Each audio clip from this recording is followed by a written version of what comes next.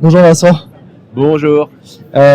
Écoute, j'ai quelques questions à te poser. La première étant, est-ce que tu pourrais nous présenter un peu Synalagma, si je le dis bien déjà, parce que C'est absolument parfait. Ok, c'est déjà un bon début.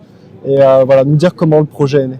Alors Synalagma, c'est une société de charpente un peu spéciale puisqu'on conçoit et on fabrique des charpentes selon un modèle qu'on appelle les structures réciproques et qui ont été imaginées par Léonard de Vinci en 1508, qui sont des formes de voûtes autoporteuses où chaque poutre tient sur la suivante autant qu'elle est soutenue par la précédente.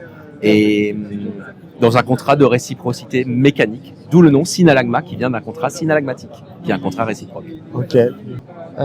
Vous avez créé l'entreprise en 2022, c'est ça? C'est ça, j'ai créé l'entreprise en 2022 et dans l'idée justement de promouvoir ce type de structures qui sont hyper frugales et esthétiques et qui ont un intérêt majeur qui est de végétaliser partout où on ne peut pas planter d'arbres pour lutter contre les îlots de chaleur, pour aménager les espaces, créer du lien social et ramener de la biodiversité en ville et partout.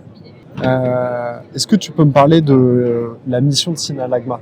Ouais, alors notre mission, c'est un peu long, c'est embellir en végétalisant le monde par la poésie des structures réciproques biomimétiques. Et là, il y a un peu tout. Dans une mission, on parle pas souvent de poésie, on parle pas souvent d'embellir. Et nous, pourtant, c'est notre mission.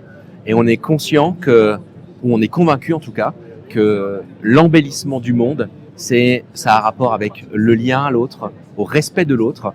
Et on parle souvent des espaces publics où on va mettre plein de matériel, de mobilier urbain en métal pour éviter qu'il soit dégradé. Nous, on est convaincus que d'apporter de l'art et de la beauté, c'est une sorte de respect pour les usagers, ceux qui habitent à cet endroit-là, ceux qui sont de passage, et que ce respect-là qu'on met, c'est de la confiance qu'on leur donne, et que cette confiance, ils sont pas bêtes, ils vont nous la rendre. Il faut responsabiliser les gens. C'est absolument ça. Et donc, c'est d'une certaine manière à la puissance publique et à chaque acteur de la ville et du monde de faire confiance en premier, de faire le premier pas. Très bien. Ce qui est incroyable dans le système constructif de charpente réciproque qui a été imaginé par Léonard de Vinci en 1508, c'est que on travaille sur des voûtes. En fait, les voûtes, c'est ce qu'il y a de plus frugal en termes de matière. On est dans un monde fini, avec un nombre fini de ressources à la matière première.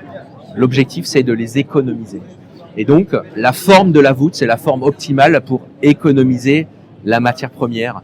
Et nous, on le fait avec des techniques traditionnelles, qu'on va appeler des techniques des charpentiers, en queue d'aronde, en tenon et mortaise, en embrèvement, en enfourchement, etc. Donc, on utilise toutes ces techniques-là qui nous permettent de travailler sans clous, sans colle, sans vis, sans traitement chimique, sans plastique, rien du tout.